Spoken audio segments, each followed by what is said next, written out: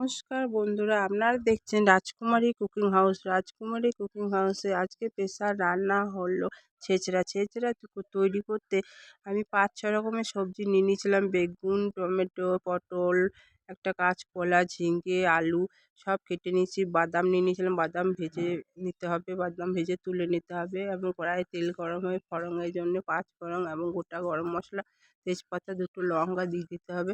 বেশ নেড়ে চেড়ে দিতে হবে। তারপরে পেঁয়াজ দিয়ে দিতে হবে। পেঁয়াজ দিয়ে বেশ ভালোভাবে ভাজা হয়ে গেলে এদিকে বাটার জন্য জিরে, ধনে, লঙ্কা, পোস্ত নিয়ে নিয়েছিলাম। আলু প্রথমে দিয়ে দিতে হবে। আলু, কাঁচকলা সব সবজিগুলো দিয়ে নুন পরিমাণ মতন, হলুদ দিয়ে ওদের বেশ ভালোভাবে নেড়ে নিতে হবে।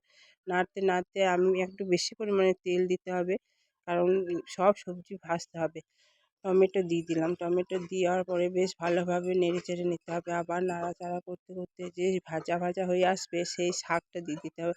শাকটা দিয়ে দেওয়ার পরে আবার নেড়ে চেড়ে নিতে হবে। নাড়াচাড়ার পরে যে ভাজা হয়ে গেল, মশলা বাটাটা দিয়ে দিতে হবে। বাটা দেওয়ার পরে আবার ভালোভাবে মাখিয়ে মশলাটা কষাতে হবে। কষানো হয়ে গেলে জল দিয়ে দিতে হবে। জল দেওয়ার পর আবার নেড়ে চেড়ে দিয়ে দিতে হবে। ঢাকা দিয়ে দিতে হবে। ঢাকা দেওয়ার পরে নামিয়ে নিতে হবে। এইভাবে আপনারা ছেঁচড়া তৈরি করবেন, খুব সুন্দর খেতে লাগে।